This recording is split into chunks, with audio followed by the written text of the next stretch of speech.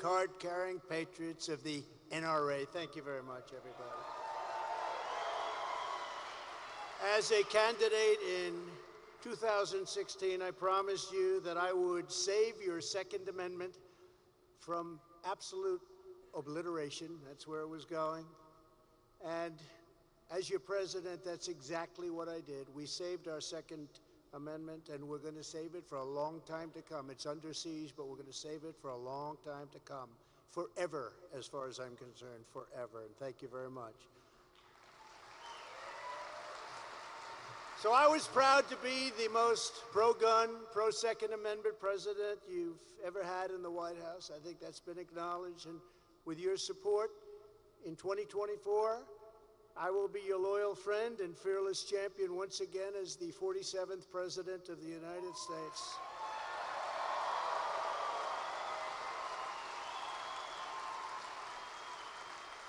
And we have to remember, in 2016, we won the first time, and we did better the second time, got a lot more votes.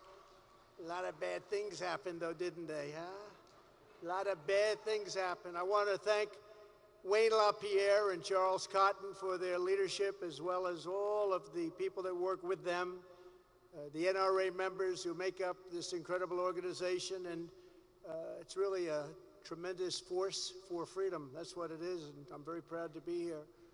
Thanks as well to Congressman Jim Jordan and his incredible wife, Polly. Where is Jim? He's around here someplace. Where's Jim? And also with them came along Isaac. You know, Isaac is a wrestler, four-time All-American. If anybody's into sports even a little bit, four-time All-American's good. And Jim was a great wrestler. A lot of people don't know that. And his daughter-in-law, Brooke, and she's about to have a baby. I said, when is the baby coming? She said, it could be today or tomorrow. I said, what are you doing here? But he's a spectacular congressman, politician, and person. And so I just want to thank Jim and the whole family. And Polly, thank you very much for being here. And somebody that I believe is going to be, and a friend of Jim, is going to be your next senator from the great state of Indiana, which I love so much. Jim Banks. Where's Jim Banks? Jim Banks. Jim. Hi, Jim. He's so popular now, he's unopposed. We like it that way, don't we? Thank you very much, Jim. You're doing fantastically well. Indiana Lieutenant Governor Suzanne Crouch, thank you very much. Thank you very much. Suzanne, where is Suzanne? Suzanne, thank you very much. And also Attorney General Todd Rokita. Todd, where is Todd? He's someplace here. I saw him. It's a big crowd, Todd. That's a big crowd. Thank you very much. Great job, Todd. Doing a great job.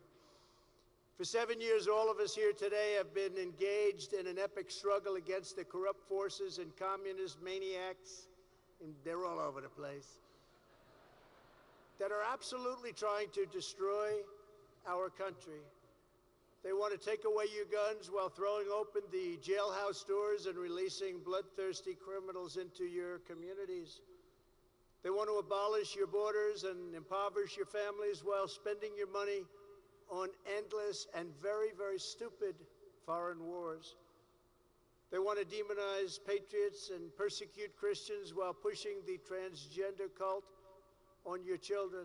Children turn 25 and they say, who did this to me? Who did this to me? How did you let this happen? They want to weaponize and interfere with our elections through the use of the DOJ, the FBI, and local attorney generals and district attorneys. That's happening to me, but we're doing very well, thank you.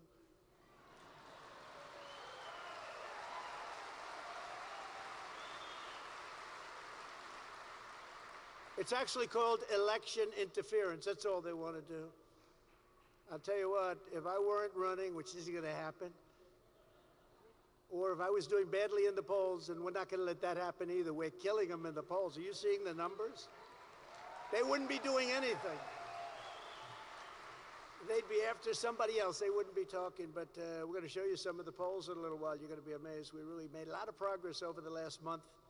We put it into high gear like we did for 4 years when this country had no problems.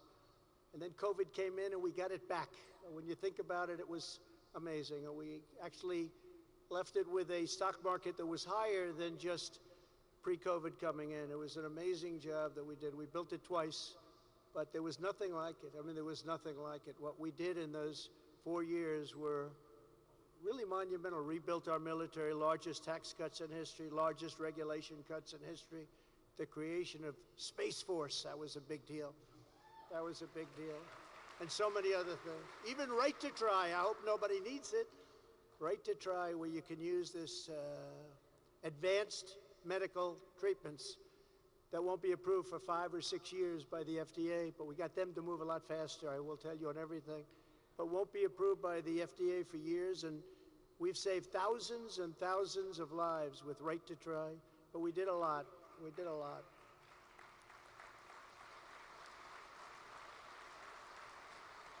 2024 is the year that we will defeat these nation-wrecking globalists, Marxists, rhinos, and tyrants once and for all. The rhinos are in there. In many ways, the rhinos are worse because you don't know where they're coming from. You say, oh, that's a rhino. We don't like that one. At least with the Democrats, you know where they're coming from, and that's not a good place, is it? If you put me back in the White House, their reign is over, and America will be a free nation once again.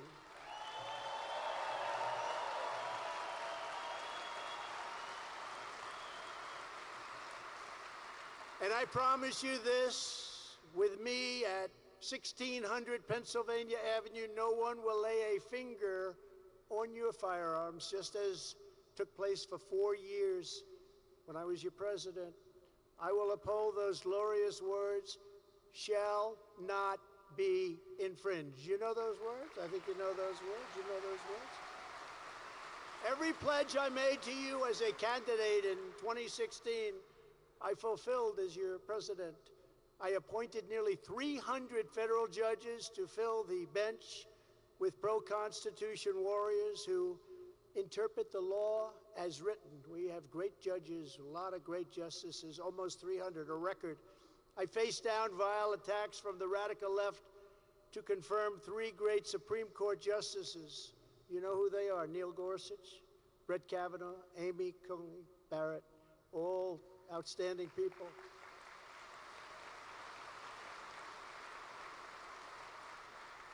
They don't help me much, I got to tell you that. They vote against me too much, but one of those little things in life, right? But they are outstanding people and great scholars, brilliant, and they've done a very good job. I always say, except for me, they've done a very good job.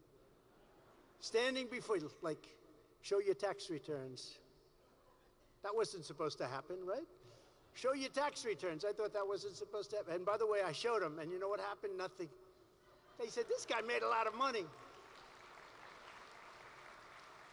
Standing before you at the NRA Leadership Forum in 2019, I revoked America's signature from the globalist United Nations Arms Trade Treaty, which was a disaster.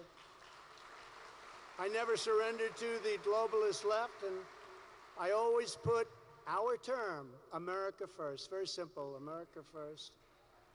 I canceled Barack Hussein Obama's corrupt use of Social Security data to deny Americans their gun rights without due process of law. You know that very well in this auditorium.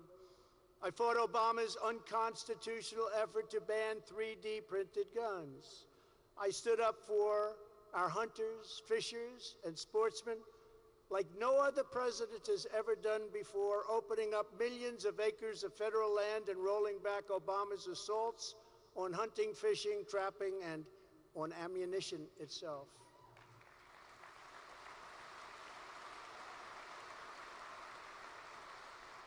When the radical left Democrats tried to use COVID to shut down gun sales during the China virus pandemic, I proudly designated gun and ammunition retailers as critical infrastructure. Do you remember that? Little things like that. It saved all of them. A lot of them are in the room with us today. My administration also petitioned the Supreme Court to overturn New York City's unconstitutional, so many unconstitutional things are taking place in these Democrat-run cities. But it was an unconstitutional ban on transporting handguns outside of the home. And in a landmark case last June, the court affirmed that the right to self-defense does not end when you step outside the front door of your house.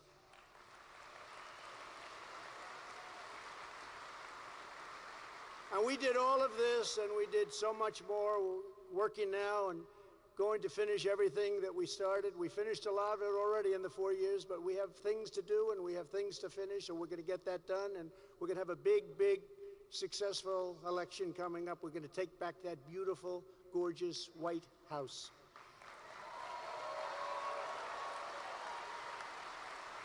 On day one of my new term, I will stop Joe Biden's war on lawful gun owners. It's a war. What they're doing is crazy. So many things are great. Let's see, no borders, high taxes, everything they do. You know, I made a speech recently and I used this term and I didn't even know we were using it, but I used it. Every day is like April Fool's Day. We want no borders. No, no. No, you've got to have borders. We want no walls. No, no, you got to have walls. Everything is like the opposite. This is April Fool's, right? We want high taxes. No, no, we want to keep our taxes low. We want no guns. No, no, we want people to be able to protect themselves and also enjoy it as entertainment and go out and hunt and do the things that you want to do. It's almost like April Fool's. Everything that they do is like, we want to have a weak military. We want our military to be woke. You know, we rebuilt the entire U.S. military. We had planes that were 48 years old. We built brand new, beautiful jets. We had planes where the grandfathers were flying the same plane as the grandson. But we rebuilt our entire military. I mean, I hate to say this, we gave $85 billion of it to the Taliban in Afghanistan, in probably the most embarrassing single moment in the history of our country, which I believe led to Russia going in. They would have never done that with us, but I believe it led to that and led to a lot of bad things. That was the most embarrassing period of time, I think, in our nation's history. Not only that, the soldiers killed, 13 killed, many just horribly, horribly wounded, hurt, no arms, no legs, faces were just so badly hurt. And we left a lot of people there, too. And then we gave up Bagram Air Base, a big air base, 1 hour from where China makes its nuclear weapons. You should have never given that up. And I call it a surrender. We actually surrendered. We were in great shape.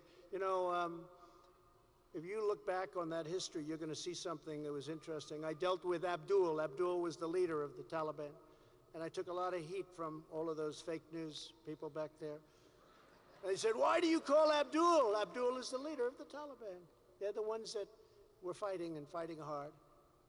And I related to Jesse James. I say, well, Jesse James, the great bank robber, great outlaw. They said, why do you always rob banks, Jesse? He said, because that's where the money is.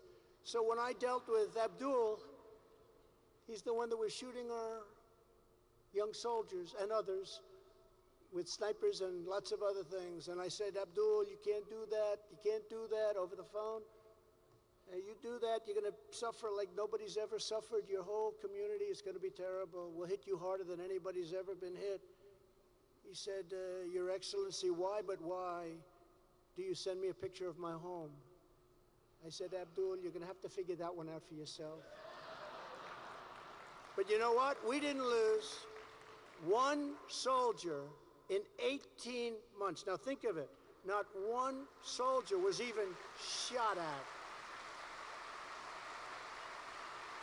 They were at bay, and we were going to get out with pride and with dignity. We were going to take all of our equipment out. I told the generals, I want every screw, I want every bolt, I want every tank, I want every plane, I want every helicopter, I want everything out. Sir, can we leave the hangars, you know, those big canvas-covered hangars? Nope, they come out, General. Sir, I think it would be a lot easier to leave the equipment behind. This was Milley. That's when I realized he's a fool. I said, so you mean to tell me, General, that if we have a $100 million airplane sitting there, you want to leave that, and you think that's a good thing? Leave the airplane, leave the helicopters, which they did. Leave all of this very expensive. We could just fill it up with a little jet fuel and fly it to Pakistan or fly it home. Yes, sir, I think it would be a good idea to leave it. That's where these ideas came from. Can you imagine? We left $85 billion worth of equipment in Afghanistan. And I just read a report the other day that they are about the second largest seller of arms in the whole world. We sell more than they do, a little bit, but they're the second largest. Can you imagine that? Because they don't need 700,000 rifles. You know, we left behind, talking about guns, NRA, 700,000 guns and rifles, some of them the finest in the world. Some of them even are people right up here that are so wealthy, I know them, they wish they could afford guns like we left behind for the Taliban. Think of it, 700,000, 70,000 vehicles, many of them armor-plated, costing millions of dollars apiece. We left it all behind like a bunch of fools. We're led by stupid people. And let me tell you, we've never been in such danger in our life.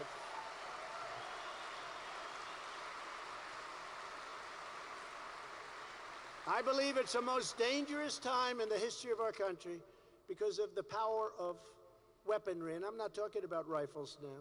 You know what I'm talking about. The N-word. Can't use the N-word. 2 N-words you can't use. You can't use the nuclear word. The power of these weapons is so, and I would never talk about it. I didn't talk about it, and now it's talked about every single day, including by Putin. He goes, you know, we're a great nuclear power. He says that publicly now. He never said that when I was here, because you don't talk about it. It's too destructive. You don't talk about it. Now they're talking about it all the time, and we have somebody that has no idea what it is. We've never been in such danger. Because of our leadership, we've never been in such danger as we are right now. I will take Biden's executive order directing the federal government to target the firearms industry, and I will rip it up and throw it out on day one. That will be the first thing I do.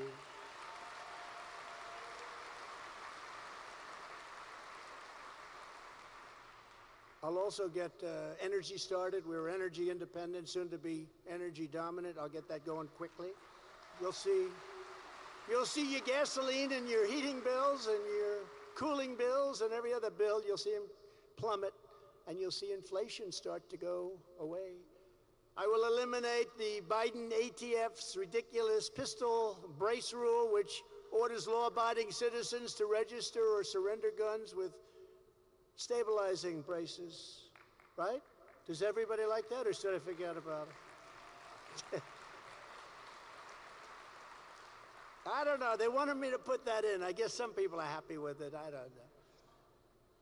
To restore our Second Amendment, we will pass legislation protecting the absolute right to self-defense with federal penalties for prosecutorial abuse, like we saw just recently in Texas. You saw that, where a man was trying to defend himself, and they want to put him in jail for the rest of his life.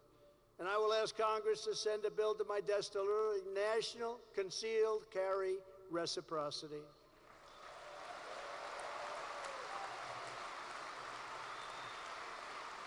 You want protection. Just like your driver's license or your marriage license, your Second Amendment must apply across state lines. It will. We'll get it done pretty quickly, too. The Biden gun control agenda is part and parcel of the left-wing crusade to weaponize government against law-abiding citizens while letting criminals roam free. They're all over the place. I've never seen anything like it. You're afraid to walk through one of these Democrat cities. You go out for a loaf of bread, you end up getting shot. As president, I will end the weaponization of our government, including the ATF, the FBI, and the DOJ. They've weaponized our country.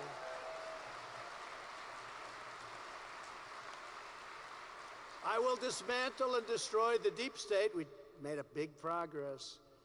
And that includes the gun-grabbing bureaucrats who are persecuting gun owners and manufacturers every single day. You people are getting persecuted by these left-wing maniacs. No longer will government target the left's political enemies. Instead, we will once again target violent criminals. I want to go after the criminals. These are mentally deranged or bad people, and we have to go after them and stop worrying about somebody that will never hurt anybody with a gun, just wants the gun for protection or whatever. We will get them behind bars, and we will keep them behind bars. They don't even Now in New York, we have a district attorney. You can kill somebody, and you don't even have to put up bail. They're out the next hour, 2 hours. It's insane, and that's true with many different cities. I don't even know, you talk about April Fool's Day. I don't even know who would think that this is good. Murderers, killers, violent animals are released onto the streets immediately. They don't even spend time in jail. The first duty of government is to protect its citizens. As an example, when you see these gangs of hundreds of young, usually young people, go and attack an department store in San Francisco and Los Angeles and Chicago, and they run in by the hundreds, and they're running out carrying refrigerators and carrying air conditioners and big stuff, big, little, everything. Fur coats, non-fur coat, everything they're carrying. They empty out the stores. And our police are incredible. But they're not allowed to do their job. They want to do their job so badly. They're standing there, they're shaking, they want to do their job. It'd be so easy to do. But they're not allowed to do their job because of these radical lunatics we have thinking they're doing the right thing. I don't even think they do think they're doing the right thing. The politically incorrect truth that no one on the left wants to admit is that violent crime is rarely committed by legal gun owners. It is committed by a brutal class of hardened, repeat criminals. That's who's doing it. In San Francisco,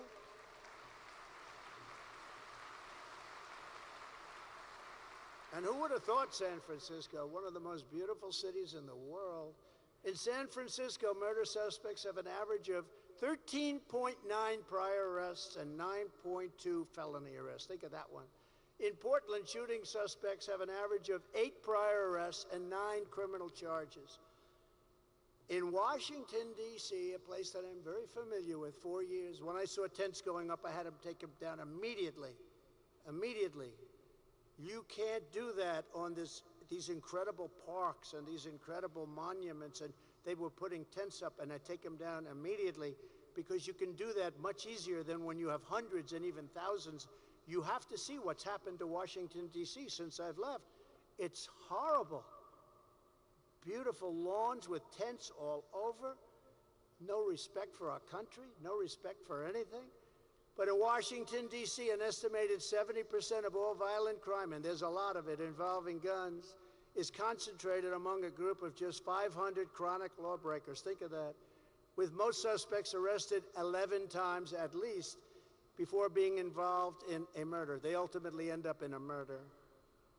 And then they end up getting like a year, and sometimes less, and sometimes they're not even prosecuted. The only one they want to prosecute is Donald Trump. Let's get Trump. Let's get that son of a bitch. Let's get him. It's unbelievable, actually. These people are sick. They are lunatics. This career criminal class cares nothing about gun laws in Chicago. Just 3% of prison inmates who used a gun bought it at a store. So all of the gun owners in this room, a lot of them. Who's a gun owner? Who's a gun owner, first of all? Let's go differently. Is there anybody in the room who doesn't own a gun? Please raise your hand if you have the courage. Okay, and how many people own gun stores and sell guns? How many people in the room? Okay, good. Good, that's all good, good business. That's good. But let's be very clear, the issue is not too many guns, the issue is too many thugs, hoodlums, and savage criminals on our street. That's really what the issue is. Instead of getting these dangerous killers into jail, we have radical DAs and attorney generals, prosecutors, all across this country subverting the law to attack conservative people and religious people, evangelicals, Christians. The very same raging, radical left lunatic attorney general that is coming after me in New York State is also waging war on the NRA, shamefully trying to destroy this legendary organization that's been an American institution since 1871. You know, when the NRA endorsed me in 2016, for the 2016 campaign, it was fairly early. And I do have two sons who are really good shots. I don't know if you know. Eric and Don. If they were golfers, they'd be scratch. Maybe better than scratch, actually. But they're really good. They've been a member of the NRA for a long time. And I think maybe that helped. But they endorsed me. That was considered one of the greatest things to do. That was like getting into the Wharton School of Finance or getting into Harvard or getting into a great college. That was a great thing. And they endorsed me very early. And it was a great honor. We did a great job. And they better endorse me again. Well, they're going to have some explaining to do. They'll have some explaining to do. No, I think we're in pretty good. I do believe we're in pretty good shape. And when you see the polls in a little while, you can understand that we're in pretty good shape. I've never seen such spirit as there is right now. I've never seen. And part of that, sadly, is because they are doing such a horrible job of running our country, which is really destroying our country. And I think it makes us even more popular, to be honest with you. They are doing such a horrible job. What they're doing is destroying our great country. I want to congratulate you for fighting it so bravely, all of the things that have been happening to you. The racist in reverse ran for office on the promise, I will get Trump. You ever see the commercial? I will get Trump. I'm going to get him. Didn't know anything about me. She's running for office. I said, who is that maniac? But I'm watching her campaign, and a lot of people in the race, and, you know, you get a few people that vote. Very few people, actually, it takes to get in. But she proclaimed, I look forward to going into the office of Attorney General every single day, suing him, and then going home, being very happy. I said, oh, gee, I hope she gets in. I hope she will. But she announced, what is fueling my soul right now is Trump getting Trump. And she knows nothing about me. So it's not an investigation. You're going through the same thing. It's a persecution. Just like her attacks on the NRA and just like the witch hunts against us by the Manhattan DA, the Marxist DA in Atlanta, and the guy I have watching, this guy's central casting, the guy from Washington, special prosecutor. They say special counsel. I call it a prosecutor. It's much better. They're looking at the boxes hoax. Biden has 1,850 boxes that are unaccounted for. He had many boxes in Chinatown. Classified information, many boxes. They got them out of there, but they got caught. It's called obstruction. And they sent them up to Boston, and they sit up in Boston. And then it was revealed that he got millions of dollars from the Chinese. He got millions of dollars. But he has boxes in Chinatown, boxes all over the place. They don't care about that. They only care about Trump. But they're trying to arrest their political opposition. It's really very much like the old Soviet Union. They call it Soviet style with the elections and with the interference. They're interfering with the election. That's what they're doing. It's going to be hard for them to get away with the kind of corruption they did when they had COVID, because COVID made a lot of things bad for a lot of people. But they cheated, and it's going to be hard. So now I really believe they're going the prosecutorial way. That's the route, where they use prosecutors to... Don't forget, if you're, like with me, it's sort of interesting, because my numbers have gone way up. You explained this to me. My numbers have gone way up. But other people, because you know me. You know, the truth is the American public knows me well, and they know that's not my deal. But they don't know a lot of people running for office. So if you have a young, good Republican running for office, gets a subpoena, and then they leak it out to the papers, it's impossible for this guy to win a race. But the good news is we've gone way up. So we've done something that I don't believe has ever done before, and we're going to stay there, or we're going to go even higher if we can. I'm not sure you can go higher, but we're going to go even higher if you can, because we have to save our country. They're not coming after me, they're coming after you, and I'm just sort of in the way. I'm in the way of these people. And as everybody knows, it's all because we're leading so big in the polls, not only against Republicans, but also against Joe Biden. And if you take a look, this week's Morning Consult poll, I led the field by 33 points, with Trump 56, DeSantis 23, Pence 5.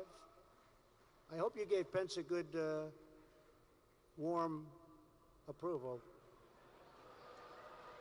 Because he is a nice man. If you want to really know the truth, he is. He's a good man. And I heard it was very rough. It's a big news story. You've made news today. I don't know what you did, but you made news today with the introduction you gave. And Nikki Haley, that's a beauty. She's at 4, and Abbott's at 1. I don't think Abbott's going to run, governor of Texas. In a two-way poll of Florida last week, it was Trump 47 and DeSantis 32%. And there was another poll in Florida where Trump was at 80 and DeSantis was at 15. That's a Florida poll. In Texas, it's Trump 52%, DeSantis 20, Pence 5, Haley 4. You know, the only way we can lose is if we go prevent defense. Do you agree? Do you know what that means? Right? In football, where they're holding the team to no score, and then they go prevent the last 2 minutes, and they lose the game. We will never go prevent. But you can take a look on the screen, and you'll see some of these things posted, and they're really big polls. In Massachusetts, we're leading by, I think, like 45, almost 50 points. In New Hampshire, we're leading by a lot. In Iowa, the farmers can never vote for me. I got China to pay the farmers $28 billion for the damage that they caused. I said, you got to pay. And so you see some of these, I just thought you'd put them up. Remember in the old days, I used to always announce polls, only if they were good. I wouldn't announce them if they weren't good. If I had a bad one, I would. But when they were good, I used to drive the opposition crazy. But we're leading Biden now by a lot, 7 points, 9 points, and a 10-point, but 7 points in the last Rasmussen poll. And I am the one that they don't want to run against. That's why they're coming after me like this. If they wanted me to run, they'd say, oh, no, he is the most perfect human being we've ever seen. Instead, they put these monsters in there. They put these radical left crazy people in. Now, if they want to, they're the party of disinformation. Remember that. What they say, you can usually go the opposite. They say, oh, yeah, we want to run against Trump. In the meantime, they got 5,000 prosecutors after my ass. We want to run against him so bad. We're going to run against him. That's the guy we want, Trump. By the way, please take him out of politics. Please get him out as fast as you can. Now, they're the party of disinformation or misinformation. Nobody knows the difference, but they're pretty close. It's no wonder that the far-left crazies are engaging in election interference on a historic scale. Nobody outside of this country, nobody has ever seen anything like what's happening now with the prosecutors, these Marxist prosecutors who release rapists and murderers while persecuting conservatives. On day one of my new administration, I will direct the DOJ with a very strong leader, not like Barr, not like Bill Barr. What a disaster he was. He was a rhino. He was afraid of being impeached. Please, I don't want to be impeached. So how do you not get impeached? Don't do anything. You don't do anything. Remember they were going to impeach him, and then all of a sudden, he actually said, no, he didn't see any wrongdoing in the election. My young son, very young, saw a lot of wrongdoing in the election. Did anybody in this room, can they say they didn't see any wrong? That was the worst horror show, I think, one of the greatest criminal acts ever, the election of 2020. But we will turn that around, and it'll be even bigger. You know what? It'll be even bigger. If you think about it, it'll be even bigger, be much bigger than having one. And we'll be able to do things we could have never done because they have shown so bad. In other words, they want to show us, well, they showed us. We have no energy. We have massive crime. Our military doesn't work. Nobody respects us in the whole world. I mean, there's not a leader that respects our leader. We will show them through this horrible 4 years that we're going through. The problem is we can't take any more of it because we're not going to have a country left. But we will show them that we can do things, and we'll be able to do things on crime and other elements of society. We'll be able to do things that you probably wouldn't have been able to do if you just carried it forward. So I think it's actually much bigger. This could be much bigger than if we went the more traditional route. I will direct the DOJ to investigate every radical DA and attorney general in America for their illegal race and reverse-based enforcement of the law.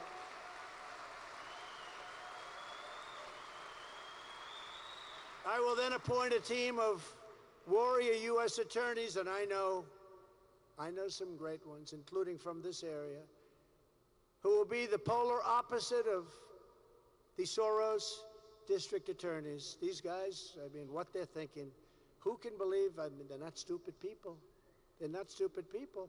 There's two things. They're either stupid or they hate our country. And I don't think they're stupid. Because anybody that can cheat so well in an election, they're not stupid. That means they hate our country. And I believe they hate our country. They will be the 100 most ferocious crime fighters in American history, and I will task them with demolishing every gang, street crew, and criminal network they can find piece by piece until public safety is fully restored. And that means in Democrat-run cities.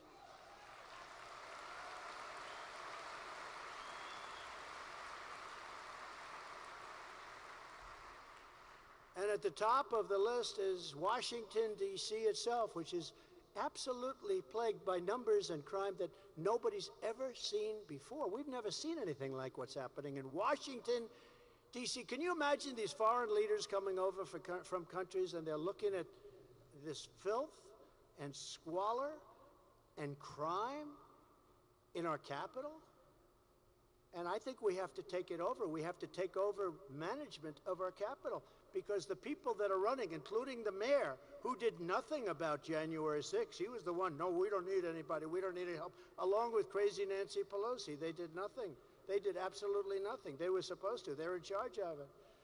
But all of our Democrat-run cities are being absolutely ruined and destroyed as we sit here and talk. They're being ruined. I will order the ATF to stop bullying gun store owners and wanting to shut them down for paperwork errors, and instead go after drug dealers, human traffickers, and criminal cartels, which is what they should be going after.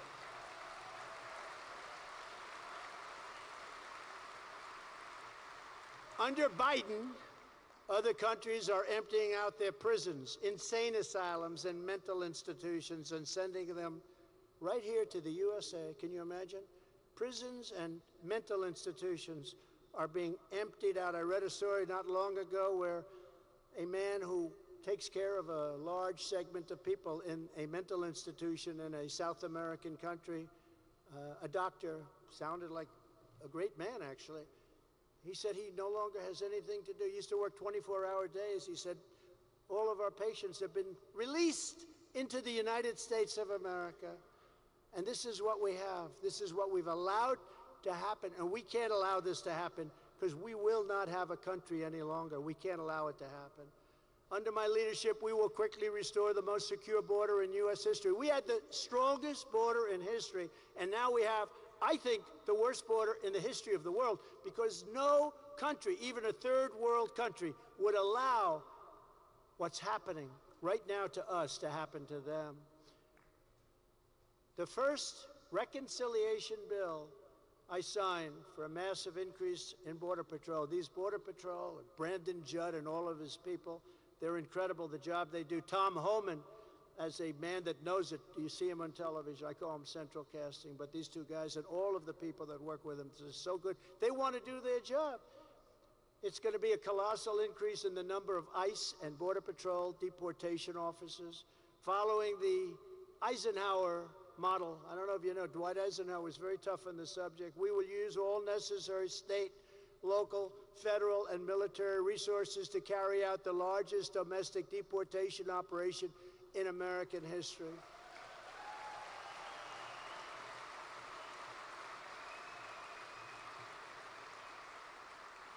And I will ask every state and federal agency to identify every known or suspected gang member in America.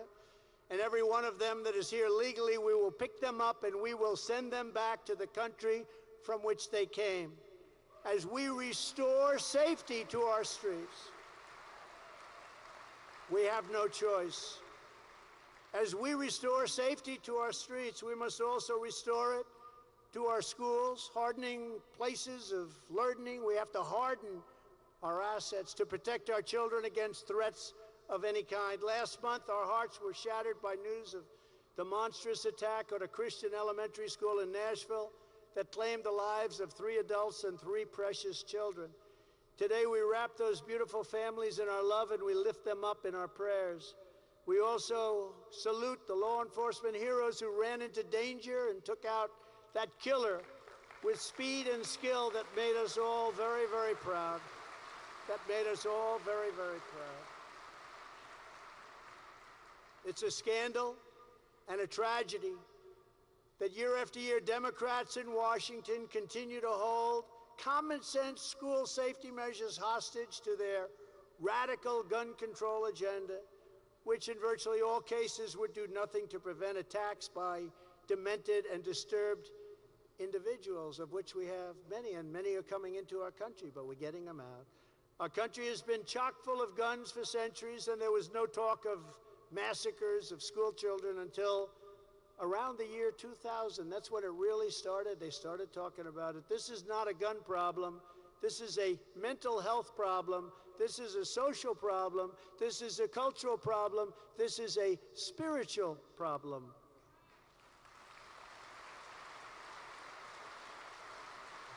Each and every one of these heinous attacks depend on the same cold-blooded calculation that the evil monster will have a window of time to act out their demonic fantasy unchallenged. They want to be unchallenged. They don't want challenge.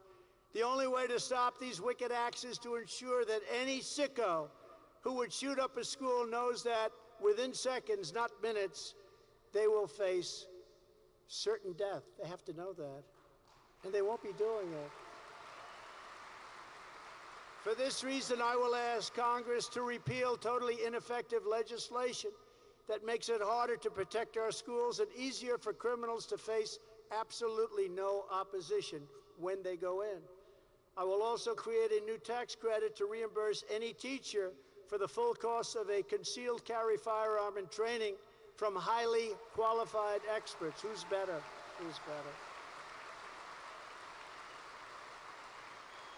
If even 5% of teachers, people that are skilled with arms, we want that, 5% were voluntarily armed and trained to stop active shooters, we would achieve effective deterrence and the problem would cease to exist. And that would be a lot of people. But these are all people that are trained and talented with firearms. For about $12 billion, we could fund armed security guards at the entrance to every school in America and also arm every willing teacher. We want to arm some of these teachers. They have to go through rigorous, or as some people say, vigorous. I like vigorous better. I don't like rigorous. They have to go through vigorous training, but they were already there. And they'll do better than anybody you could put in, and they love our children. They really love our children. If we can send $120 billion to Ukraine, then we can afford 1/10 of that amount to protect American children in American schools.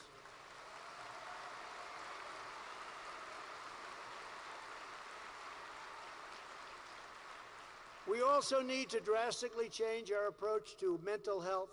Upon my inauguration, I will direct the FDA to convene, and it's going to happen quickly, to convene an independent outside panel to investigate whether transgender hormone treatments and ideology increase the risk of extreme depression, aggression, and even violence. I think most of us already know the answer, don't we?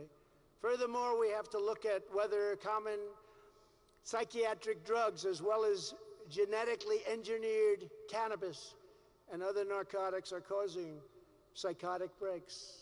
A lot of problems. We're having problems that we've never seen before, and people sort of think they understand why. We must also be much better at detecting warning signs of evil, disturbed young men like the one who murdered colleagues in Louisville. We cannot rest until we get to the bottom of all of the sickness that we're seeing in our country. I will fight to restore our safety, and I will also fight to reclaim our freedom. We're going to have freedom in our country. We're going to be able to walk down the street and buy a loaf of bread and come back and not be shot.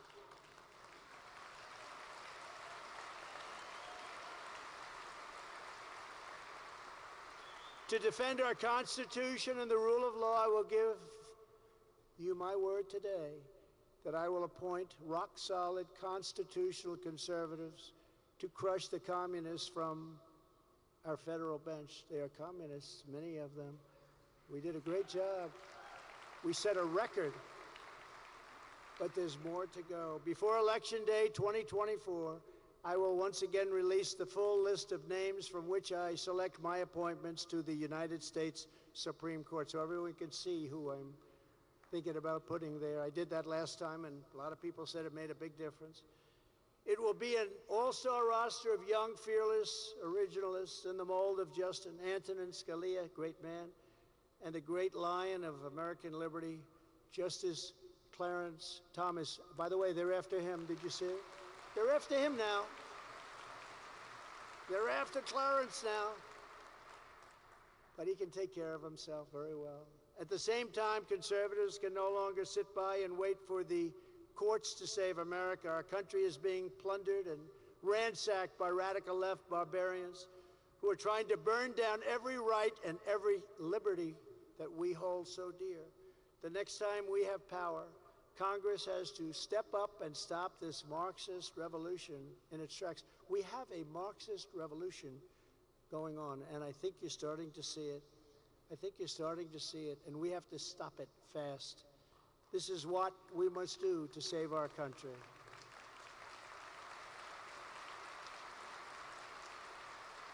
With your vote and with a Republican House and a Republican Senate, and we have a really good chance at both, I will lead the great rebirth of American freedom. We will build a future where we're free of crime and free of violence and free from fear. This fear, where we are free from dependence on foreign countries. We're so dependent on so many foreign countries, in particular China, where we are free from the shackles of an unelected deep state, from corrupt intelligence agencies, free from war, free from poverty, free to speak our minds, and last but certainly not least, free to keep and bear arms.